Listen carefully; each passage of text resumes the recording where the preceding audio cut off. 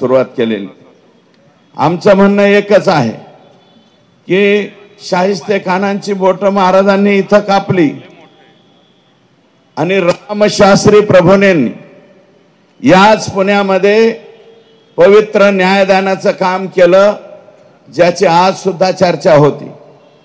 रामशास्त्री प्रभूंचा बाणा मनामध्ये ठेवून भविष्यामध्ये सुद्धा हे चिलेपिले जे लेकरं बाळ आहेत यांचं छत्र ज्यांनी हरपून घेतलंय, तो आका असो नाही तर आकापेक्षा मोठा आका असो, यांना फाशीच झाली पाहिजे ही आमची सगळ्यांची मागणी राहील। आणि तुम्हाला सांगतो, संभाजी राजांची समाधी आमची इथं आहे। इथं काय होणं असं आम्ही म्हणतो, परंतु आता वेगळं नाव द्यावं लागेल। पंढरी शेठ बैलगाडीच्या शर्यतीचं मला वाटतं कोणीतरी हे होते, वारले ते आता, लय मोठे सोनं बिना अंगावर घालायचे।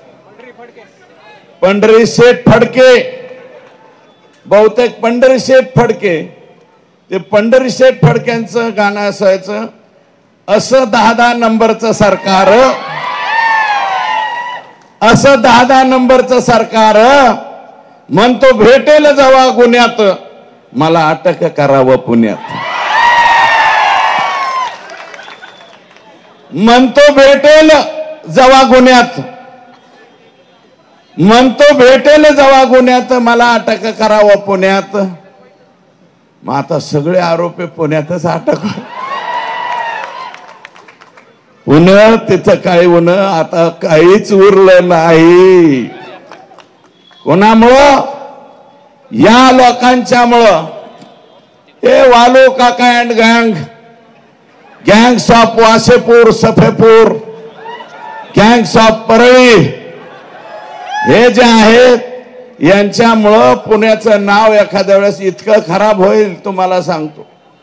या गँग्स ऑफ वासेपूरचे जिथं जिथं फ्लॅट असतील, पुण्यातल्या जनतेला मी विनम्र आवाहन करतो, हात जोडून पाया पडून विनंती करतो, कुर्निसात करतो, तुम्ही जर म्हणले जोहार तर जोहार करतो बरं का। पण ज्यांची यांची कोणाची प्रॉपर्टी जिथं कुठं दिसेल फक्त कळवा, वालू काका येथे आला। 100 अकाउंट सापडलेत वालू बाबाचे, 100 अकाउंट सापडलेत। 50 अकाउंटच्या पुढं ईडीकडे चौकशी जाती।